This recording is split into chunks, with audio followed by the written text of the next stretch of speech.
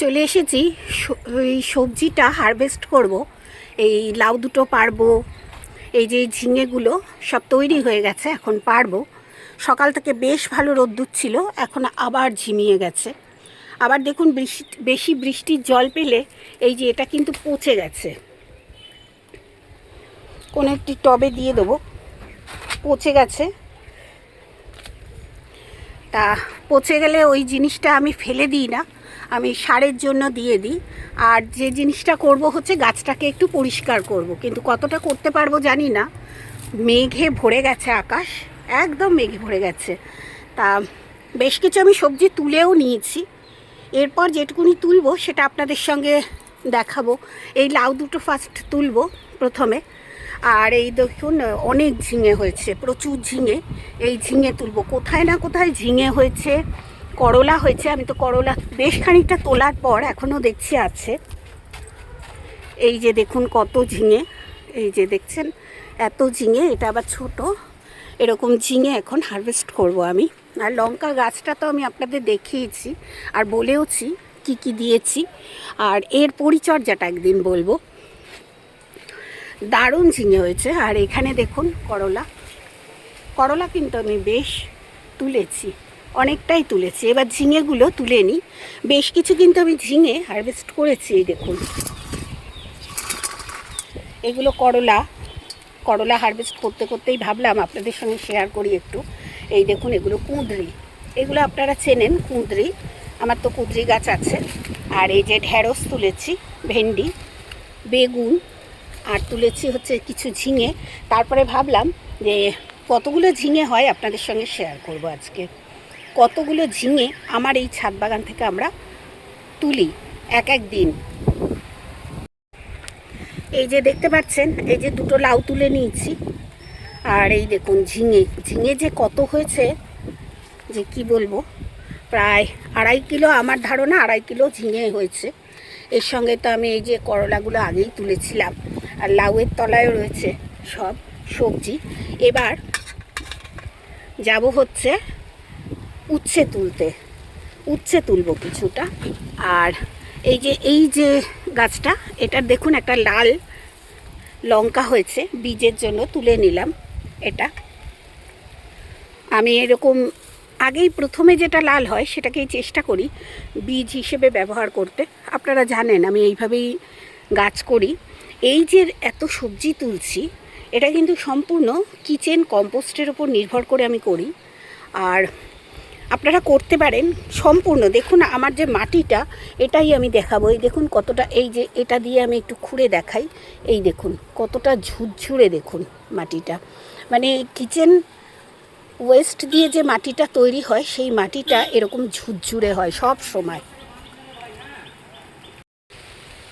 এখন কিন্তু বৃষ্টি পড়া শুরু হয়েছে, দেখুন জলের ওপর পড়ছে, এই জলের ওপর বৃষ্টি পড়ছে। আর আমি নিয়ে এসেছিলাম দইয়ের একটু ছাঁচ, এটা আমি দেব গাছে, তা দিতে পারলাম না। আর এইগুলোতে কালকে আমি সাবান জল দিয়ে ধুয়ে গেছি। আপনাদের বলেছি যে আমি ব্যবহার করি হ্যান্ড ওয়াশ, সেই হ্যান্ড ওয়াশে জল দিয়ে ধুয়ে গেছি। তাই এই গাছটাকে ধুয়েছি আর এই গাছটাকে ধুয়ে গেছি। তবে এখন ভালো হয়েছে, বৃষ্টি পড়ছে, ধুয়ে যাবে পুরোটা। এটা ধুয়ে দিতে হয়, নইলে আমাকে ধুয়ে দিতে হতো। এত বৃষ্টি এসে গেছিলো, চলে গেছিলাম নিচে। এই যে পুরো ছাদ স্নান করে গেছে, গাছ স্নান করে গেছে। অনেক দিন ধরে ভাবছি এই শুকনো ডালপালাগুলো পরিষ্কার করব, কারণ গাছ পরিষ্কার করে রাখতে হয়। কিন্তু যতবার ভাবি, আমার সময় অনুযায়ী যখন আসি তখনই বৃষ্টি। এই বৃষ্টিতে আমার পুরো বাগান তো ভিজে গেছে। এবার যদি আমি কাজ করি আমি নিজেও ভিজে যাব, তা কাজ করা যায় না এই বৃষ্টির জলে। আর বৃষ্টি কমে গেলে কি হবে, গাছ থেকে তো মাথায় জল পড়ছে, দেখুন কত জল পড়ছে। তা এখানে এখন কাজ করা সম্ভব নয়। তবে আমি এত বৃষ্টি এসে গেছিলো বলে আমি কিন্তু চলে গেছিলাম। এই দেখুন এখানে সবজিগুলো ফেলে রেখেই চলে গেছিলাম। আর এই যে লাউ দেখছেন, এই লাউয়ের তলায় অনেক লেবু তুলেছি আমি। আমার বাগানে প্রচুর লেবু হয়, সেই লেবু তুলেছি। একটু লেবুগুলো দেখাবো যে কত লেবু আমার বাগানে হয়। আর লেবুগুলো সাইজও ভালো, সুন্দর। এই যে দেখুন ভেতরে লেবু উকি মারছে। অনেক লেবু তুলেছি, একটা দুটো নয়, লেবু আছে অনেক। তার দেখাতে পারছি না আমি, পরে আবার একদিন দেখাবো আমার লেবু গাছটা। প্রচুর লেবু হচ্ছে এবং ভালো লাগে। গাছ করতে আমি যেমন ভালোবাসি, তেমনি গাছের ফসল তুলতেও ভালো লাগে। আর ফসল তুলব বলেই কিন্তু এই বাগান করা। আমার ছাদ বাগানে এখন শিম হচ্ছে, আপনারা জানেন। তা শিম আজকে একটুখানি পারবো। খুব বেশি যে পরিমাণে হচ্ছে তা নয়। এই দেখুন শিমটা হচ্ছে, এই যে পারছি। এবং এই যে দেখুন এখানেও আছে একটা শিম এবং বরবটি, দুটোই আছে এখানে। তা বরবটি পারবো না, দুটো শিম পারবো। একেবারে শীতের ফসল আমার ছাদ বাগানে। প্রচুর ফুল এসেছে, প্রচুর। আর গাছটাও বেশ বড় হয়ে গেছে। আর এই দেখুন এখানেও হয়েছে ছোট শিম, এই যে ছোট শিম। তা এই দেখুন কতগুলো শিম হয়েছে। এই যে এখানটায় শিম হয়েছে, এই যে শিম হয়েছে। শিম কিন্তু হচ্ছে। এবার বলবো এই শিম গাছটা আমি কবে বসিয়েছি। এই শিম গাছটা আমি বসিয়েছিলাম আগের বছর। আমি খুব কম এখান থেকে শিম হারভেস্ট করেছিলাম, শীতের শেষের দিকে বসিয়েছিলাম। তা আমি রেখে দিয়েছিলাম যে দেখব পুরনো গাছে আমার শিম হয় কি না। তা পুরনো গাছে যে সত্যিকারের শিম হয় সেটা তো আমি প্রমাণ দেখিয়ে দিচ্ছি। মানে পুরনো গাছ যেটা আমার তখন একটু শেষের দিকে বসানো হয়ে গেছিলো, সেই গাছটাই কিন্তু আমি শিম পাচ্ছি। এই যে তুললাম, এই একটু একটা দুটো করতে করতে এখন তো প্রথম ধরছে, একটু কম হবে, এরপর বেশি হবে। কতটা ভালো লাগছে দেখাবো। এবার কুঁদরি গাছ। এই যে কুঁদরি গাছ, আমার প্রচুর কুঁদরি গাছ, তা নয় কিন্তু একটাই কুঁদরি গাছ। আর আমি চারা করি, আর চারা করে দিয়ে দিই। আমি নিজে রাখি না। এবছর ভাবছি আরও দুটো গাছ বসাবো, কারণ কুঁদরি খাওয়া ভীষণ ভালো। তা এই যে দেখুন ফুল হয়েছে কুঁদরির, এই যে। আর যে কটা ফুল হবে সে কটাই কিন্তু কুঁদরি হবে। এই যে কুঁদরি ধরতে শুরু করেছে। আমি কিন্তু আজকে প্রচুর কুঁদরি পেরেছি, আপনাদের দেখিয়েছি। প্রচুর কুঁদরি, এই দেখুন। এটাও পেরেনি, দেখতে পাইনি যখন তুলছিলাম। তা এরকম কুঁদরি গাছ কিন্তু আপনারা সহজে করতে পারেন। আর আমার বাড়ির কাছাকাছি যারা, তারা যদি কুঁদরি গাছ নেন আমাকে বলবেন, আমি চারা যখন করব তখন আপনাদের দিতে পারবো।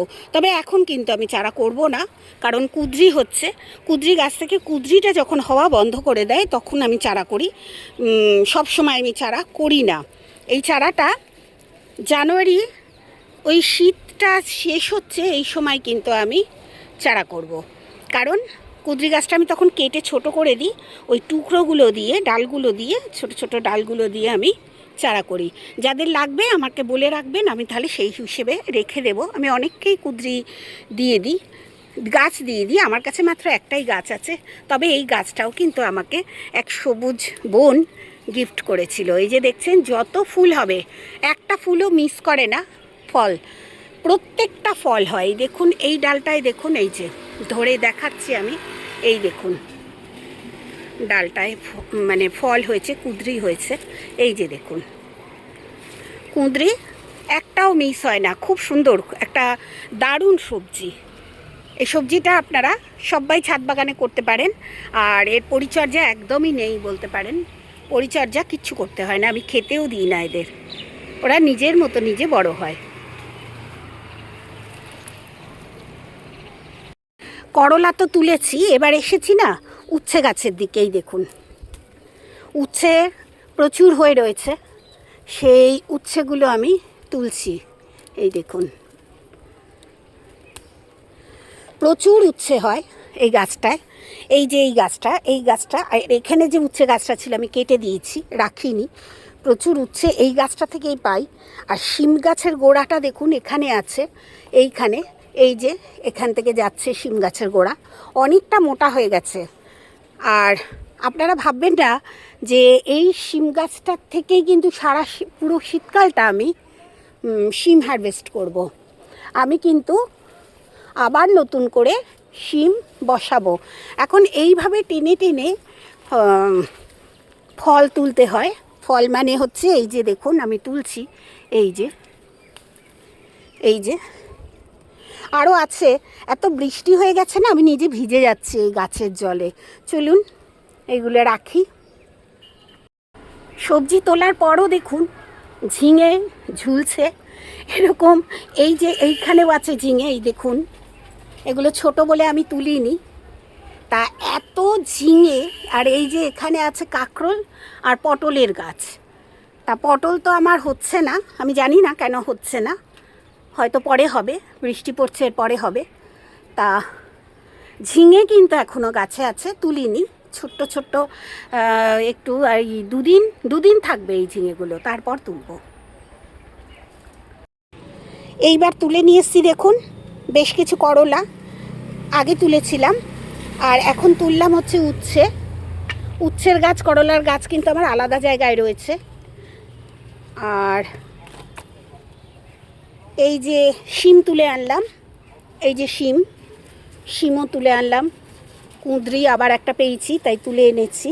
আর এর তলায় আছে প্রচুর লেবু আমার ছাদ বাগানে প্রচুর হয়। তা যদি দেখাতে পারি একটু দেখাই আমি কতটা লেবু আমি তুলছি আর কি। এই দেখুন, এবার দেখতে পারবেন, আসলে পড়ে যেতে পারে, আমি কিন্তু একদম 3 তলার ছাদে রয়েছি, 3 তলার থেকে পড়ে যাবে দোতলায়, দোতলার থেকে যাবে একদম নিচে। এই দেখুন লেবু,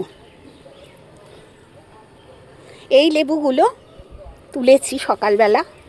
আমি সবসময় এই বৃষ্টির আগেই আসি আর তুলতে থাকি সবজি, তুলতেই আবার বৃষ্টি আসে, চলে যাই, আবার এসে গাছের কাজ করি। তবে আজকাল গাছের কাজ করা যাবে না, কারণ হচ্ছে কোনো গাছের কাজই করা যাবে না, বৃষ্টির জল টপ টপ করে পড়ছে, আর কোনো কাজ করব না। আর আমার লঙ্কা গাছটা আবার একবার দেখিয়ে দিই, দেখুন কেমন লঙ্কা গাছ হয়েছে। আমার নিজের কাছেই ভালো লাগছে, আপনাদেরও আশা করি ভালো লাগবে।